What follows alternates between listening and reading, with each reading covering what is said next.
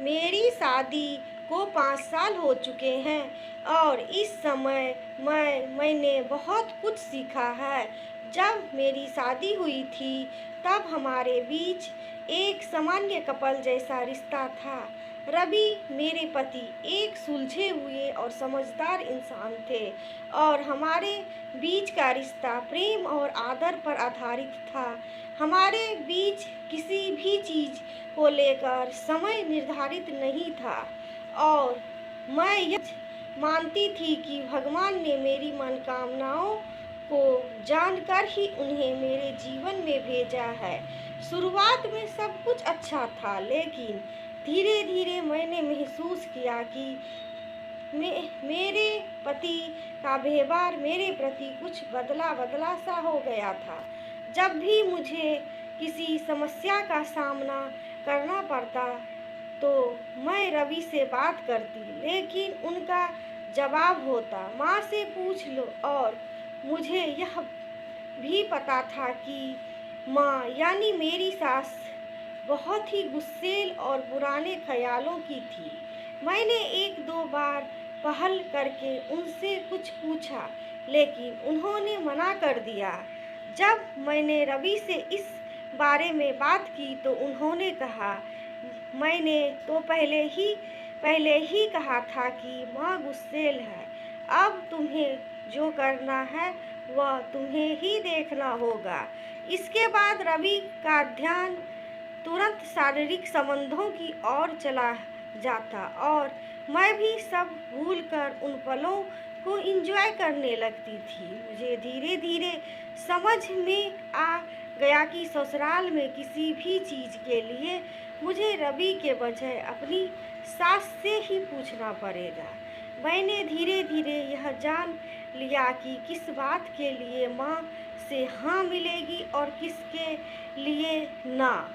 हालांकि समय के साथ माँ भी मेरे प्रति थोड़ा नरम हो गई, लेकिन रवि का व्यवहार मेरे प्रति और भी रूखा हो गया। उन्होंने मुझे तब ही बात की जब उन्हें शारीरिक सुख की आवश्यकता होती।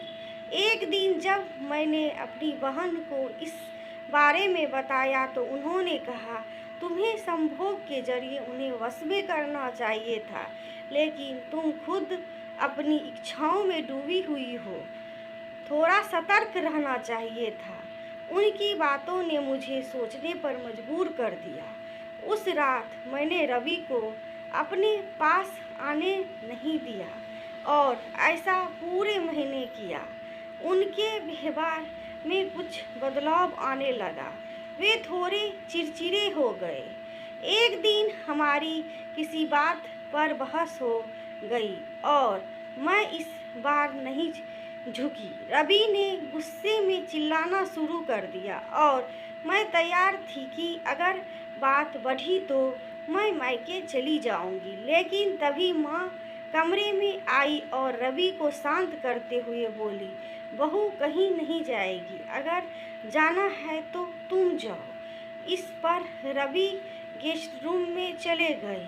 माँ ने मेरे साथ आकर मुझे खाना दिया और कहा, बेटा गुस्सा मत करो, रवि ऐसा नहीं है, शायद किसी बात से परेशान होगा। 3 दिन तक हमारे बीच कोई बात नहीं हुई। मुझे भी अकेलापन महसूस होने लगा, इसलिए मैंने ही पहल की और उन्हें अपने कमरे में बुलाया और उनकी नाराज़गी देखकर मैंने शारीरिक संबंध बनाने की पहल की, लेकिन उन्होंने मना कर दिया और कहा, मुझे तुमसे बात करनी है। 3 दिन तक हमारे बीच कोई बात नहीं हुई। मुझे भी अकेला महसूस होने लगा, इसलिए मैंने पहल की और उन्हें अपने कमरे में बुलाया। उनकी नाराज़गी देखकर मैंने शारीरिक संबंध बनाने की पहल की, लेकिन उन्होंने मना कर दिया और कहा, मुझे तुमसे बात करनी है।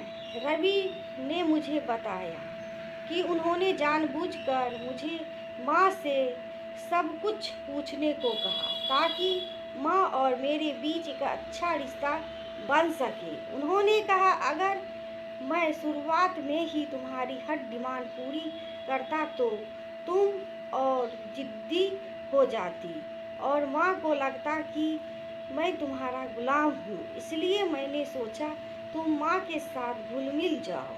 आज माँ तुम्हारे पक्ष में होती है और मुझे इससे ज़्यादा खुशी इस बात में नहीं मिलती। यह सुनकर मेरे दिल में उनके प्रति सम्मान और बढ़ गया।